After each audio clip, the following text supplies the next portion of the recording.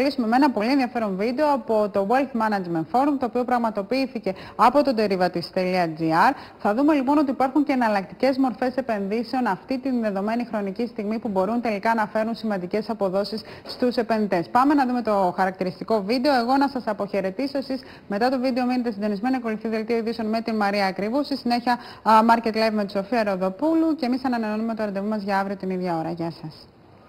Mr. Peter, first question. Κύριε Πίτερ, πρώτη ερώτηση σχετικά με την Ελλάδα. Πώς θα βλέπετε τα πράγματα σχετικά με το ενδεχόμενο αποχώρηση της Ελλάδας από το ευρώ και η διάσπαση της ευρωζώνης? How critical is now for Greece the whole situation?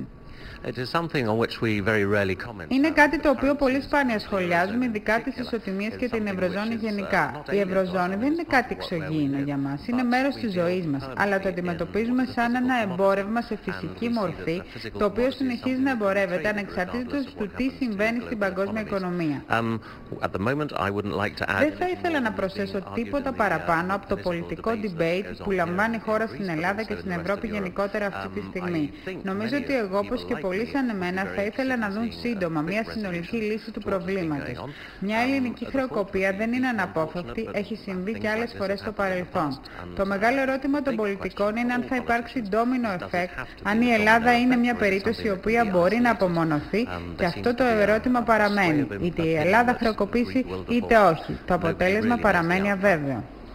Okay, turning now to alternative investments, since you come from one industry. Περνώντας τώρα σε εναλλακτικές μορφές επενδύσεων, μιας και έρχεστε από τον κλάδο του ίνου. Πώς είναι τα πράγματα τώρα στην αγορά των κρασιών? Ποιες είναι οι προοπτικές και τι περιμένουμε, μιας και υπάρχει ύφεση, υπάρχει αβεβαιότητα και οι προοπτικές των αγορών δεν είναι τόσο θετικές? Regarding the situation, regarding the global economy, regarding recession and regarding all the issues that all the markets are facing. Νομίζω ότι όταν οι αγορές αρχίζουν να ανησυχούν για τη μελλοντική τους πορεία, τότε βλέπουμε ότι όλοι επιστρέφουν είτε σε μετρητά είτε σε απτά assets και πραγματικά κεφάλαια.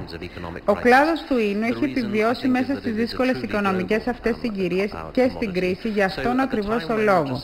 Μπορεί η Κίνα σαν αγοραστής να έχει μειώσει λίγο τις αγορές της, αλλά οι Αμερικανοί άρχισαν να αγοράζουν περισσότερο αυτή τη χρονική συγκυρία. Και δεν μιλάμε για καθημερινά κρασιά, αλλά για μεγάλες επενδύσεις σε αμπέλια σταφυλιών, πολύ γνωστό μπραντ εξαιρετικής υψηλής ποιότητας. Άρα σχετιζόμαστε με ένα πολύ σπάνιο εμπόρευμα. Η οικονομική κρίση σίγουρα επηρεάζει. Κάποιοι θα θέλουν μετρητά. Άλλοι πάλι θα διερωτηθούν τι θα γίνουν τα μετρητά, επομένως ας επενδύσουμε σε ένα εμπόρευμα σε φυσική μορφή. Σχετικά λοιπόν είμαστε αισιόδοξοι για το τι να περιμένει η αγορά του ίνου. Βλέπουμε ενδιαφέρον και μέσω κρίσης. Τώρα περνώντας στο θέμα των τιμών, τι περιμένετε σχετικά με τις τιμές των κρασιών? Θεωρώ ότι οι τιμές στα κρασιά αυξήθηκαν αρκετά ομαλά παγκοσμίως γενικά και όχι μόνο τοπικά. Η παγκόσμια οικονομία έφερε μια πτώση πέρυσι στις τιμές, ειδικά Ιούνιο-Δεκέμβριο περίπου στο 12%. Φέτος είδαμε μια αύξηση 2,5%.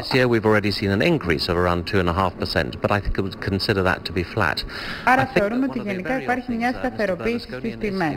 Ο Μπερλουσκόνι άλλωστε, όταν ερωτήθηκε για την κρίση, είπε ότι τα εστιατόρια μας είναι γεμάτα.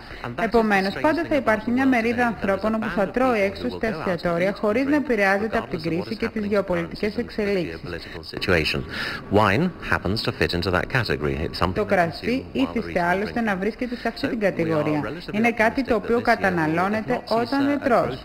Επομένως, είμαστε αισιόδοξοι για το 2012. Είχα προβλέψει παλαιότερα ανάπτυξη του κλάδου 14 με 18%. Παρ' όλα αυτά, λόγω των γεγονότων στην Ελλάδα, βλέπω μια σταθεροποίηση στις τιμές των κρασιών. Ο λόγος είναι απλός. Οι τιμές των κρασιών, ακόμα και από εκλεκτά αμπέλια, έφτασαν σε τέτοιο σημείο όπου μπορούν αρκετοί πλέον να τα προμηθευτούν. Είναι ένα προϊόν στο οποίο οι επενδυτές φέτος μπορούν αναμφισβήτητα να επενδύσουν.